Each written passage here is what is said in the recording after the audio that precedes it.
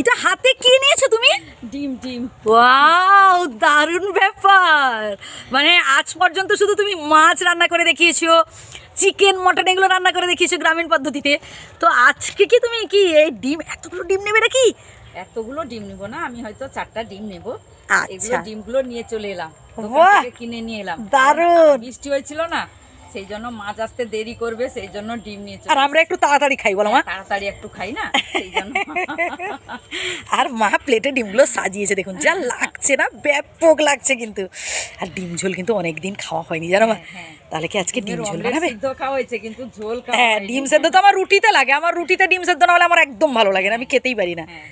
আর হচ্ছে ওমলেট, তো ওমলেটের ঝোল তো আছে, বাট গোটা ডিমের ঝোল দারুণ লাগবে কিন্তু, এবং সেটা সম্পূর্ণ গ্রামীণ পদ্ধতিতে আমরা করবো।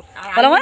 বড় বড় আলু, বড় বড় আলু দিয়ে একদম নিয়ে ডিমটাকে ভালো করে সেদ্ধ করে নিব, একটু লবণ দিয়ে সেদ্ধ করে নিয়ে আমি ঝোল বানাবো। ব্যাস, চলো থাকুন বন্ধুরা, কোথাও যাবেন না, একদম আমি এখন বাড়ি চলো চলো চলো। আমি ডিম সেদ্ধটা আগে বসিয়ে দিয়েছিলাম এবং তার সঙ্গে আলুও নিয়েছিলাম, সেদ্ধ হয়ে গেছে নাকি দেখবো একটু।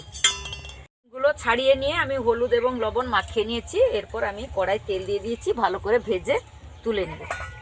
বাংলার শোভা না সত্যি অপূর্ব, দেখুন কত সুন্দর ফুল গাছটায় ফুলগুলো ধরেছে। আর আমরা বেশিরভাগ রেকর্ডিং কিন্তু এই জায়গাটাই করি।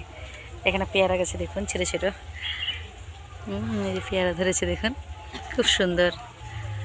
গ্রাম বাংলার মানে সত্যি রূপটা মানে অপূর্ব অপূর্ব। এই যে পুকুর আমাদের, আর এই যে হালকা বৃষ্টি হয়েছে বলে কাদা হয়ে গেছে হালকা হালকা, এটাই একটা সমস্যা, মানে গ্রামের দিকে সমস্যা বলতে এটাই, একটু কাদা হয়ে একদম একাকার কাণ্ড। আমার ডিম ভাজাও হচ্ছে, ডিমগুলো আমি তুলে নেব। এই গোটা গোটা ডিম ভাজা খেতে আমার ভীষণ ভালো লাগে। আমারও তো ভালো লাগে।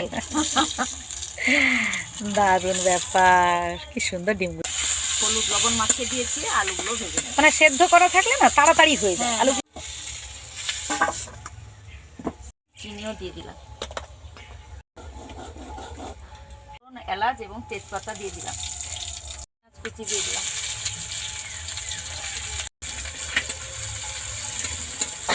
এখন বৃষ্টি হয়েছিল না, তারপর রোদ ফুটে যায় না, এরপর আমি থেতো করা রসুন দিয়ে দিলাম, সেই জন্য আদা বাটা দিয়ে দিলাম। এরপর হলুদ গুঁড়া এবং লঙ্কা গুঁড়া আমি ভালো করে বাটিতে, একটা মশলা থেকে তেল বেরিয়ে পড়েছে, এই ভেজে রাখা আলুগুলো দিয়ে দিলাম, মতো লবণ দিয়ে দিলাম। আলুগুলোকে মশলার সঙ্গে ভালো করে কষিয়ে নিই। কালারটাও দারুণ, এই রান্না ফোটাটা না আমার দারুণ লাগে মা। এরপর আমি ডিমগুলো ভেজে রেখেছিলাম দিয়ে দিলাম।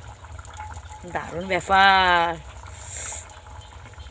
দারুণ। বন্ধুরা আপনাদের কেমন লাগছে ভিডিওটা কমেন্ট করতে থাকুন, এত দেরি করছেন কেন? টুকটুক টুকটুক করে কমেন্ট করুন, দিলে তো মায়ের মানে ইন্টারেস্ট আরও বাড়বে। আমি আরও অনেক অন্য রকমের সব রান্না দেখাবো, আমারও মনে আনন্দ লাগবে, ভালো লাগবে একদম। আর সত্যি আমার মা না অনেক সুন্দর সুন্দর গ্রামীণ রান্নাগুলো জানেন, সেই আগেকার দিনের রান্না একদম, এবং সহজ পদ্ধতিতে দেখুন কত সুন্দর কালারটাও এবং সহজ পদ্ধতিতে কিভাবে রান্না করা একদম, সেটা সবকিছু আপনারা এই চ্যানেলে পাবেন। সমস্ত রান্না আপনারা পাবেন, হান্ডি কান্ডা থেকে কাঁকড়া থেকে শুরু করে বিভিন্ন ধরনের মাছের যে গ্রামীণ পদ্ধতির যে সমস্ত যে রান্নাগুলো আমরা করে থাকি। চিকনি শাকের উপরে তো প্রচুর দেওয়া হয়েছে, প্রচুর দেওয়া হয়েছে, একদম একদম। চিকনি শাকের পোড়া, ঘন্ট, চচ্চড়ি সব আছে, সব আছে এই চ্যানেলে, প্রচুর রান্না আছে, প্রায় না বলে 2000-এর ওপরের মানে রান্না আছে, ভিডিও করা আছে, আপনারা দেখতে পারেন। হয়ে গেছে, এরপর আমি খাবারের জন্য নামিয়ে নেব।